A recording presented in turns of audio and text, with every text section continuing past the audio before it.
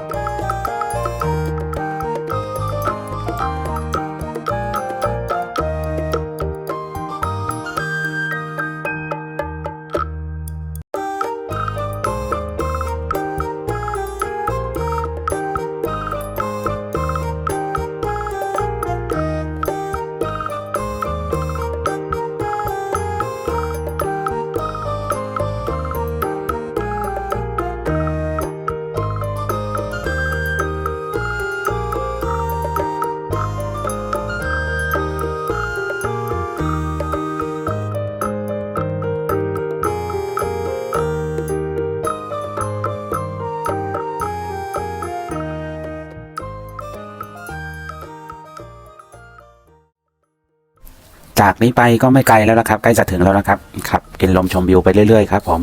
ส่วนตรงนี้ก็สองฝั่งข้างทางนี่ก็จะเป็นไร่ส้มนะครับเนี่ยครับผมไร่ส้มครับส้มเขียวหวานนะครับของพี่น้องชาวภาคเหนือครับชาวอำเภอแม่สายครับมาปลูกการเรียงรายเต็มไปหมดเลยนะครับไร่ส้มครับอร่อยมากนะครับผมตอนนี้ก็กำลังเก็บนะครับกำลังได้ที่เลยครับสุดยอดมากเลยครับผมส้มเขียวหวานจากอำเภอแม่สายนี่ก็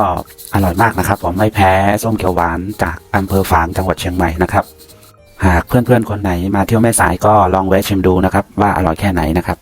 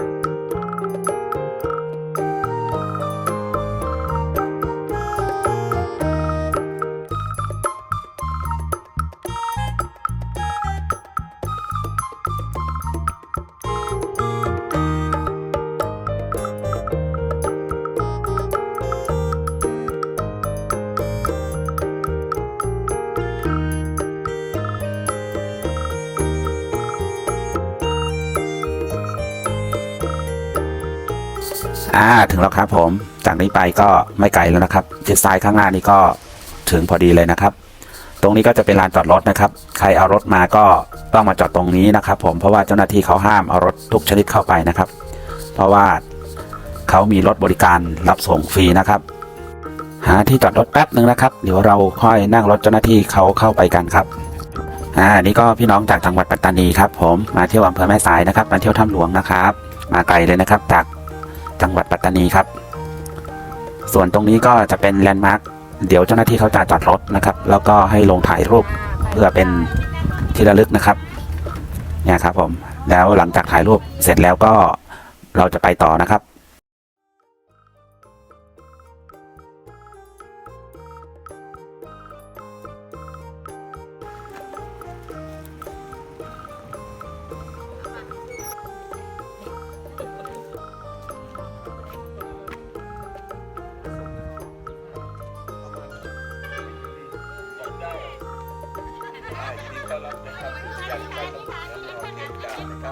ป้ายที่ท่านถ่ายอยู่นะครับเราจะย่อส่วนของดอยนางนอน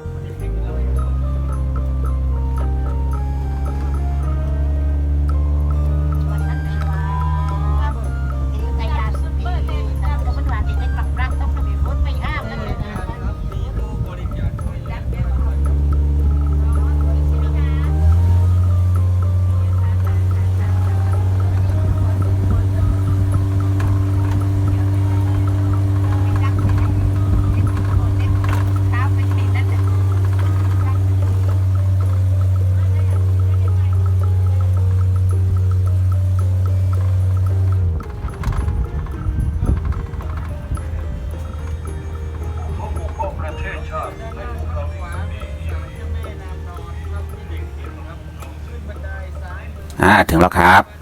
นี่ครับผมอุทยานแห่งชาติถ้ำหลวงขุนน้ำนางนอนนะครับตรงนี้ก็แวะถ่ายรูปกันอีกครั้งหนึ่งนะครับผมเดี๋ยวสักพักหนึ่งจะมีเจ้าหน้าที่เขามาอธิบายให้เราฟังนะครับว่าจุดสำคัญอยู่ตรงไหนบ้างนะครับ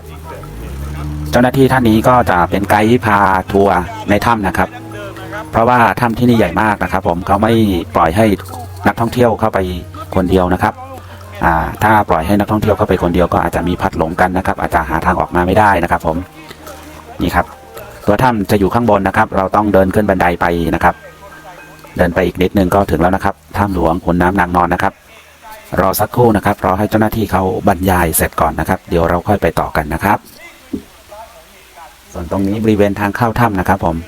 ก็จะมีน้ำตกนะครับน้ำก็ไหลมาจากถ้ำนั่นแหละครับเจ้าหน้าที่เขาก็จะมาปรับปรุงพัฒนาให้มันเป็นน้ำตกนะครับบริเวณรอบๆครับผมนี่ครับที่ประติดประต่อกันครับทำให้บุคคลต่างๆเดินทางมาช่วยเหลือเด็กที่ถ้ำที่นี่ทั่วโลกครับ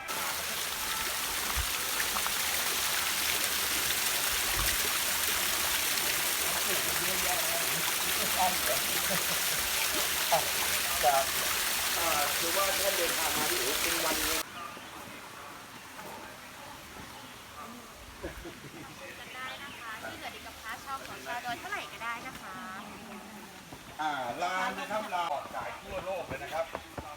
ชาวต่างชาติก็มาเที่ยวเยอะนะครับอย่างเมื่อวัน4 การท่องเที่ยวอยู่ที่ประมาณ 2,000 คนนะครับก็ช่วงปีใหม่ 5,000 คนขึ้นนะครับต่อวันศาลบนและศาลล่างคือศาลเจ้าแม่นางนอนนะครับศาลนี้สร้างเมื่อปีพ.ศ. 2529 ครับสร้างก่อนเด็กติดถ้ำนะครับดังนั้นในเหตุการณ์จะเต็มไปด้วยเครื่องสักการะครับฝนตกทุกวันครับหัวหมูไม่ต่ำกว่า20หัวต่อวันครับนะฮะเก็บกันไม่หวั่นไม่ไหวนะครับเจ้าหน้าที่นะครับเอาภาพนะครับสามารถไปศึกษานะครับได้นะครับจะมีอยู่3บอร์ดครับบอร์ดที่1ตำนานเรื่องเล่าเกี่ยวกับความรักของแม่นางนอนเจ้าหญิงที่ไม่สมหวังเรื่องความรักครับบอร์ดที่3จะเป็นตำนานสงครามครับและข้างล่างจะมีภาพชนเผ่า10ชาติพันธุ์ครับเนื่องจากอะไรครับที่นี่อำเภอแม่สายจังหวัดเชียงรายจะมีชาติพันธุ์อาศัยอยู่561ครับนะตอนที่เหลือเด็กที่ถ้ำเป็นบัดดี้เคสของมิสเตอร์เวอร์นอนอันเวิร์ดครับตำรวจที่นี่มา10 ปีแล้วดังนั้นครับและข้าพเจ้าอยู่กับทีมของอังกฤษครับที่กำลังพบเด็กครับ2 ปีครับนะครับอนุญาตให้มาทำงานนะครับน้ำทะลักออกมาครับไม่ได้ล้นออกมาจากปากถ้ำนะครับดังนั้นการสูบน้ำถึงมีทั้งที่นี่และที่สระมรกตด้วยสูบที่นี่จะเป็นเครื่องสูบน้ำที่ทหารแบกไหวสูบที่สระมรกตสูบโดยวีรบุรุษ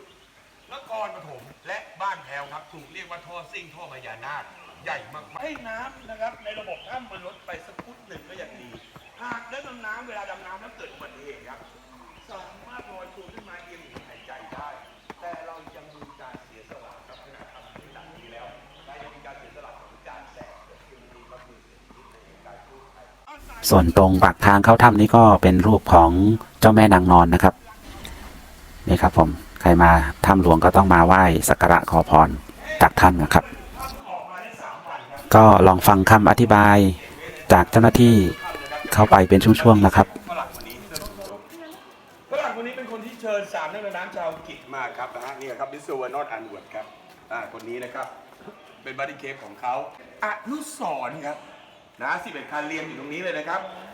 รถจีบ11คัน นี่ครับ จักยาน11คัน อยู่ตรงนี้ครับ มอเตอร์ไซค์ มอเตอร์ไซค์อยู่ข้างล่างของโค้ชเอก ของตัวเองอยู่ นะครับถ้าไม่มีมอเตอร์ไซค์วันนั้นเจ้าหน้าที่ก็กลับบ้านเลยครับ ใช่ ไม่รู้คลาดเคลื่อนแม้วินาทีเดียวประวัติศาสตร์เปลี่ยนครับนะหากเจ้าหน้าที่คนนั้นกลับบ้านไปเลยก็ไม่ใช่ความผิดของเขาครับ แต่จะไม่มีคนมาตามก็มีขั้นบันไดลงไปอย่างนี้ครับเป็นบันไดขี้ดินครับเมื่อก่อนก็ตอนนี้ปัจจุบันเทปูนครับแล้วท่านสามารถเยี่ยมชมได้ ถึงโถงที่1เลยครับนะครับฝั่งตรงข้ามสังเกตดีๆจะมีพระพุทธรูปประดิษฐานอยู่1องค์นะครับ พระพุทธรูปนี้อยู่ในเหตุการณ์นะครับ เป็นของไทยเนวีซิลครับ หน่วยจู่โจมยุทธวิธีใต้น้ำมนุษย์กบของเราครับนะฮะถูกเรียกว่าพระเปิดเนตรเนื่องจากครับเราตามหาเด็กไม่เจอทีเรามีความเชื่อครับจึงเอาพระพุทธรูปมาประดิษฐานไว้นะครับ หลังจากนั้น2 น้ำจิตก็ดับไปพบเด็กนะครับเดี๋ยวเราจะเดินตามระบบไฟและงานเทปูนลงมานะครับคณะแขกผู้มีเกียรติและนักท่องเที่ยวนะครับ ถือว่าวันนี้ผมว่างนะครับเพราะผมไม่มีกิจติดรับแขกผู้ใหญ่นะครับรวมถึงนะครับไม่มีกิจสำรวจนะครับเพราะว่าเพิ่งออกจากถ้ำหลวงมาได้3 วันนะครับไปสุดถ้ำไปอยู่ในถ้ำ2 วันนะครับไปนอนอยู่ในถ้ำนะครับถ้ำหลวงครับบางโฟงน่ารักกันเจอผมบ่อยนะครับบอกพี่รักกันนะครับบอกพี่รักนักสำรวจถ้ำเขาจะรู้จักนะครับก็จะรู้จัก ถ้ำหลวงนะครับมีความยาว 11 กิโล 147 เมตร เข้าออกเพียงทางเดียวนะครับวันเวนะครับ ดังนั้นการช่วยเหลือเด็กในถ้ำถึงยากลำบากนะครับ ไม่ต้องหาทางออกแห่งที่ 2ให้เจ้าหน้าที่นะครับเพราะพระเจ้าไปสุดถ้ำมาถ้ายังไม่เจอทางออกนะครับนะฮะนี่คือข้อเสียเปรียบของเขาครับเข้าออกทางเดียว แต่ครับมีข้อได้เปรียบอยู่นิดนึงครับจะไม่เหม็นขี้ข้างคาวครับนะฮะแล้วอากาศถ่ายเทนะครับในถ้ำนี่ปัจจุบันนี้จะอุ่นนะครับเนื่องจากจุดถ่ายรูปสวยๆนะครับถ้าเดินทางมาไกลนะครับที่ว่าเดินตรงนี้ระวังนะครับระวังใจเล็กน้อยครับระวังลื่นครับจุดถ่ายรูปที่สวยงามทุกเจ้าขอแนะนำครับให้ถ่ายย้อนแสงออกไปบริเวณปากถ้ำทั้งหมดจะถูกเรียกว่า Signature Cave ครับนะครับ Signature ภาษาอังกฤษครับ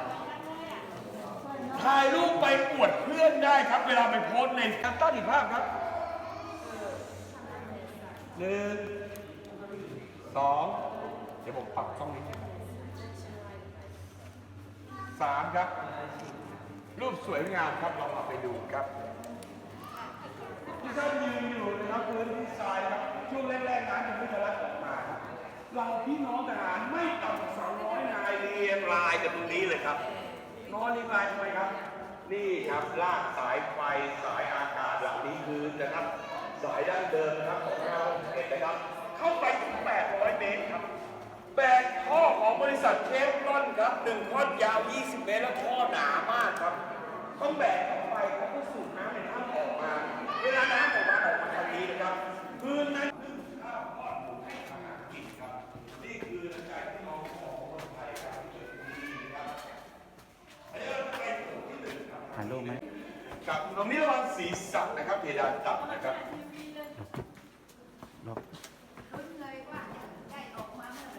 ทีมนักรบพิมพ์ก็เก่งนะครับที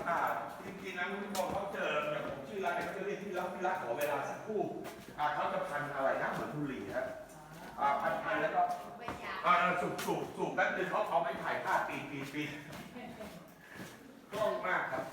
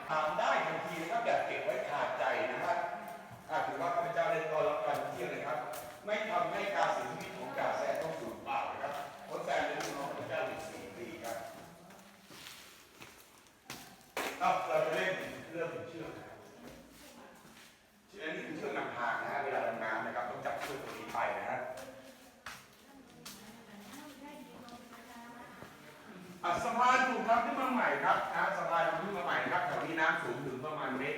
เมตรนะครับทุกหน้าฝนนะครับน้ำมาระบบไฟที่เกือบปีที่ผ่านมานี่ติดตั้งใหม่หมดครับรวมถึงป้ายนะครับเพราะว่าน้ำแรงมาก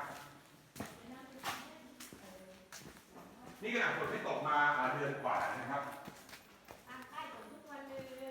จะมีร้อนกับฝนน้าสาวผมก็อยู่สุราษฎร์อยู่สุราษฎร์จากสตูลไปเป็นวัน ยังไกลกว่าใช่ไหมครับถือว่าโอเคครับผมที่หนึ่งครับ200 เมตรแรกก่อนนะครับพอหอมปากหอมคอพอย่อยอาหารเช้านะฮะพอได้ออกกำลังกายถือว่าโอเคครับพักหายใจนิดหนึ่งในถ้ำตอนนี้จะอุ่นครับท่านจะรู้สึกอุ่นเพราะข้างนอกมันหนาวแต่ถ้าข้างนอกร้อนนี่ในถ้ำตอนนี้เย็นสบายครับเหมือนเปิดแอร์ครับรับรองการันตีว่าอากาศพอเพียงครับอากาศพอเพียงแน่นอนครับแต่ว่ามันจะรู้สึกอุ่นทางที่จะไฟไปทางนู้นครับที่มืดๆดูไปต่อนู้นยาวเลยครับไม่มีไฟนะฮะวันนี้เป็นแต่หินนะครับทางนู้นครับทางนั้นใช่ป่ะไปทางนู้นต่ออีก2 กิโลครับใช่เปิดฝักบัวครับนะฮะเหมือนเปิดฝักบัวครับที่ท่านยืนอยู่เนี่ยเห็นคราบน้ำไหมครับรอยคราบน้ำตาดำๆนี่ครับนี่คือคราบน้ำครับแล้วมันจะหยดมาครับเหมือนเปิดฝักบัวครับเปียกหมดดังนั้นการสูบน้ำครับแทบจะไม่เป็นผลครับเพราะน้ำเติมเต็มตลอดครับก๊อกใหญ่จากฟากฟ้าไม่ถูกปิดครับนะฮะเราทหารเราพี่น้องทหารเสียสละตัวเองเป็นอย่างสูงนะครับรวมถึงนะครับจิตอาสาต่างๆที่เดินทางมาที่นี่รวมถึงบางโฟกรวมถึงนะครับดิมนรกรีบอร์ผมบอกเลยว่า แต่ละคนเสี่ยงเขาขึ้นเขาเอารถขึ้นไปแล้วมันลื่นไหมครับเดินขึ้นไปนี่มันลื่นไหมครับเขาฝนตกทุกวันอุปกรณ์ต่างๆน่ะพอครับบินขึ้นไม่ได้บางวันฝนตกหนักฟ้ามันปิดต้องใช้คนแบกขึ้นไปสุดยอดไหมครับพวกเราเสียสละตัวเองครับนะครับประชาชนอะไรรวมถึงทั่วโลกเพราะอะไรครับดูที่แผนที่ครับตอนนี้ท่านอยู่ที่นี่ครับอยู่เฮียเมื่อกี้โถปากค่ำนะครับเด็กติดท่านอยู่นี่ครับ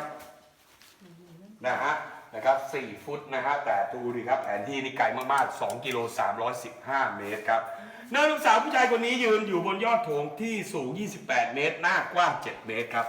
นี่แหละครับที่พบเด็กแต่ไม่รู้ขึ้นไปได้ยังไงครับด้วยความโชคชะตาเพราะโถงนั้นครับสูง28 เมตรมันห่างนี่คือ90 องศาตั้งฉากนะฮะโถงนั้นครับ80 องศาครับเกือบตั้งฉากเด็กหนีตายผลักกันขึ้นไปครับเพราะน้ำท้ายถ้ำนะฮะ3 แยกครับนี่คือภาพ3 แยกนะครับโถง 2มีเหวสูง18 เมตรครับผู้ชายคนนี้ยืนอยู่บนยอดเหวครับโอ้โหนับถือใจไทยเดวิซิลต้องแบกถังออกซิเจนเข้าไปครับข้ามเหวเหล่านี้ครับนะฮะพัทยาบีชครับโถงที่8ตรงนี้ครับพัทยาบีชก่อนพบเด็กติดถ้ำตรงนี้ก็มีปริศนาครับนะฮะเป็นชะตาชีวิตนะครับโถงที่3ครับนี่ครับดูในภาพคนเหลือตัวเล็กนิดเดียวครับไทยเนวีซิลทหารของเราอยู่ที่นี่100 กว่าชีวิตครับเขาปฏิญาณตนภารกิจไม่สำเร็จพวกเขาไม่กลับออกมาครับเสียสละตัวเองอยู่ที่นี่ครับจนกว่าภารกิจเด็กในถ้ำจะสำเร็จครับอากาศที่อยู่ภายในไม่พอครับขนาดโถงใหญ่มากๆนะครับทำไมครับจำเป็นต้องต่อท่ออากาศอัดอากาศเข้าไปให้ซิลได้หายใจครับต่อลมหายใจของไทยเนวีซิลสายอากาศที่พันเทปแถบสีที่ท่านเดินผ่านมาเนี่ยนะครับต้องลากเข้าไปเกือบ800 เมตรเอาตัวเลขกลมๆแล้วกันนะครับเกือบ800 เมตรเข้าไปที่โถง3วันนั้นครับฟังไกด์อธิบายยังไม่จบนะครับพอดีน้องเขาปวดฉี่ครับเลยต้องรีบพาน้องไปเข้าห้องน้ำนะครับห้องน้ำก็อยู่ไกลด้วยอยู่ด้านนอกนะพอดีในถ้ำมันไม่มีห้องน้ำเนาะงั้นก็ต้องรีบออกมาก่อนนะครับ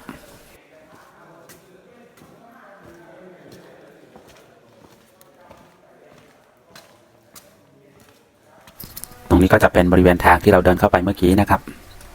ไปห้องโถงเมื่อกี้ตรงที่ไกด์เขาอธิบายนะครับจากตรงห้องโถงเมื่อกี้ตรงที่ไกด์เขาอธิบายนะครับแล้วก็ต้องเดินเข้าไปอีกประมาณ2 กิโลเมตรนะครับแต่ว่าตอนนี้เขากำลังปรับปรุงพัฒนาพื้นที่อยู่นะครับเขายังไม่เปิดให้เข้าไปครับผมเดี๋ยวต้องรอประมาณสักกลางปีเนาะเดี๋ยวเราค่อยมาใหม่อีกทีหนึ่งนะครับว่าเสร็จหรือยังเนาะเดี๋ยวรอให้มันเสร็จเรียบร้อยก่อนนะครับ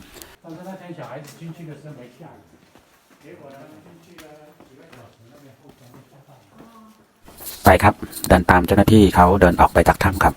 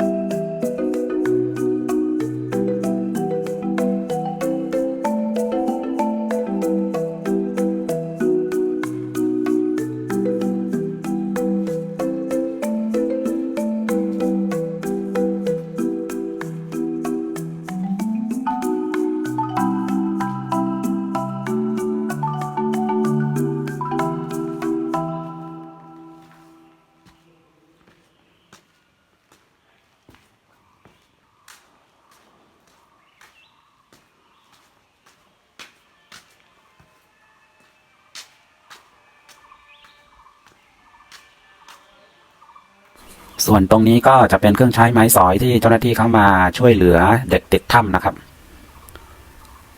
ถ้ำหลวงขุนน้ำนางนอนใหญ่จริงๆนะครับสุดยอดมากเลยนะฮะผมคิดว่าจุคนได้ประมาณ1,000-2,000 คนนะฮะความใหญ่ของมันนะครับสุดยอด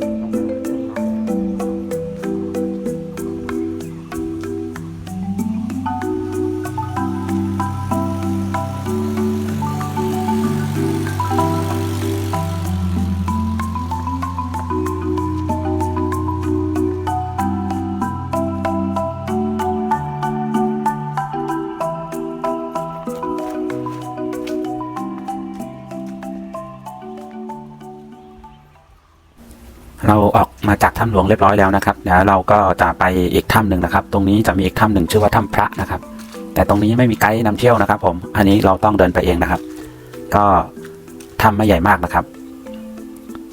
ตรงปากทางเข้าถ้ำก็จะมีพระพุทธรูปนะครับตั้งอยู่1 องค์นะครับเดี๋ยวเราไปดูกันเนาะ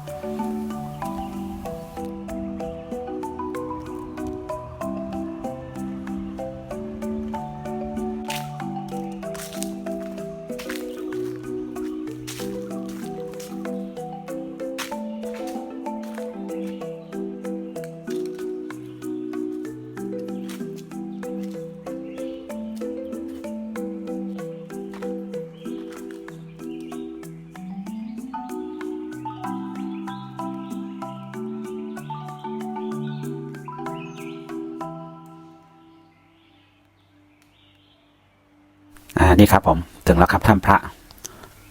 ตรงปากทางเข้าถ้ำก็จะมีพระพุทธรูป1 องค์นะครับผมเดินชิดขวาไปครับก็จะเป็นทางเข้านะครับสวยงามมากเหมือนกันนะครับตรงนี้จะเป็นถ้ำเล็กนะครับถ้ำไม่ใหญ่เท่าที่เราเข้าไปเมื่อกี้นะที่เราเข้าไปก่อนหน้านั้นนะครับส่วนตรงนี้ก็จะเป็นทางลงนะครับทางลงลาดชันมากครับ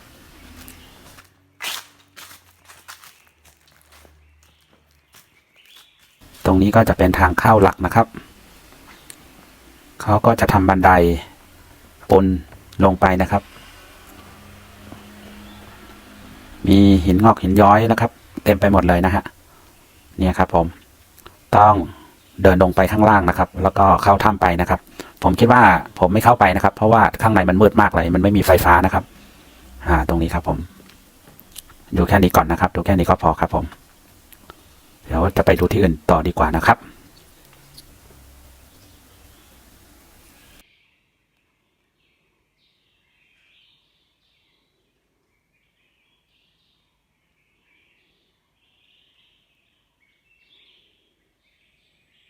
เนี่ยครับผมส่วนตรงนี้ก็จะเป็นรูปปั้นของจ่าแชมป์นะครับ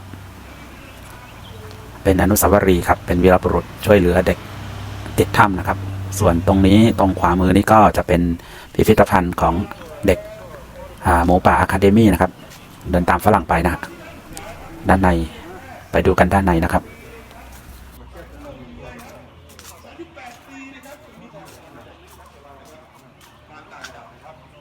เนี่ยครับผมจะมีภาพวาดฝีมือของท่านอาจารย์เฉลิมชัยหรือเปล่านะครับไม่ทราบนะน่าจะใช่นะครับเนี่ยครับผมข้างในพิพิธภัณฑ์นี้ก็จะมีรูปวีรบุรุษต่างๆนะครับทั่วโลกเลยครับที่เข้ามาช่วยเหลือเด็กติดถ้ำนะครับนี่ครับผมประวัติความเป็นมายังไงนะครับ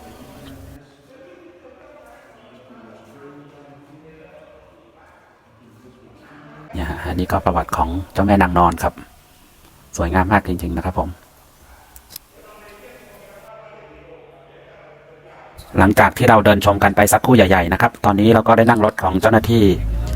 ออกมาจากอุทยานแล้วนะครับตอนนี้เรากำลังจะไปที่จอดรถของเราครับผม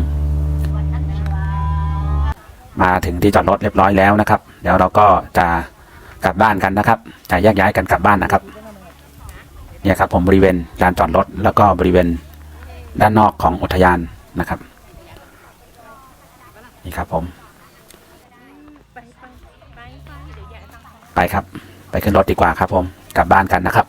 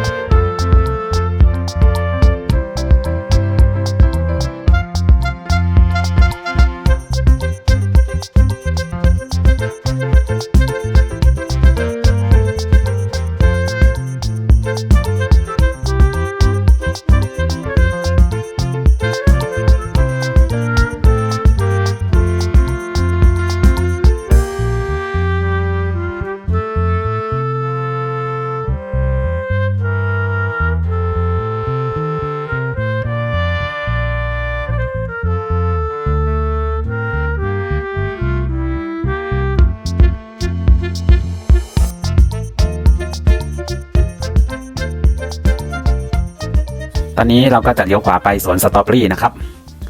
ไปแวะเก็บสตรอเบอรี่สักหน่อยนะครับผมแต่ไม่รู้เขาจะเปิดหรือเปล่านะครับเดี๋ยวต้องไปดูกันนะครับ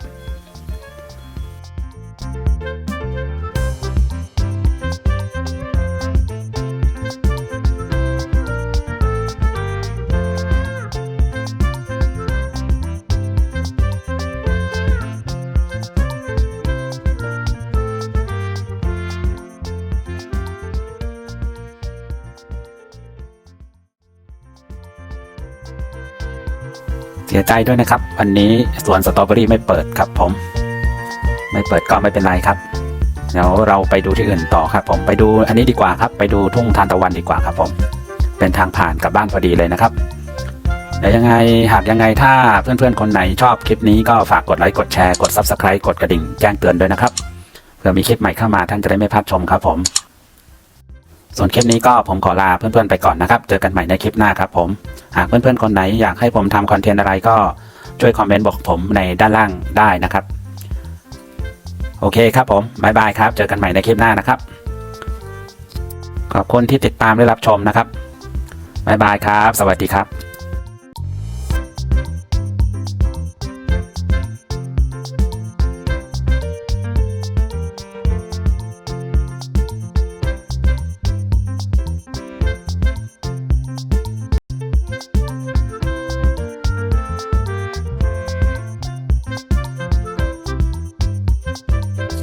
ถึงแล้วครับทุ่งทานตะวันครับผมกับทุ่งปอเทืองนะครับเดี๋ยวจอดรถแอบไว้ข้างทางก่อนนะฮะ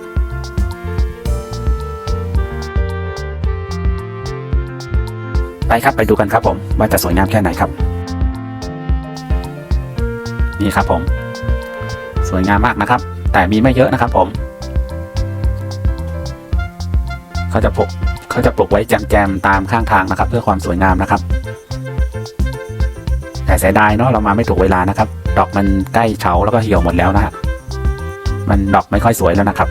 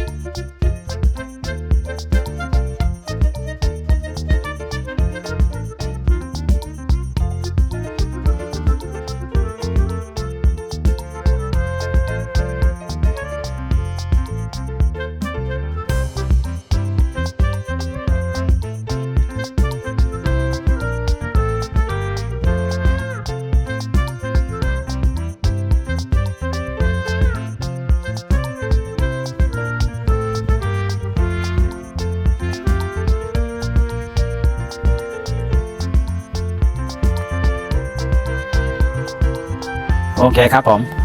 พอหอมปากหอมคอเนาะโอเคครับกลับบ้านดีกว่าครับหิวแล้วเริ่มหิวแล้วครับผมไปหาอะไรกินดีกว่าครับ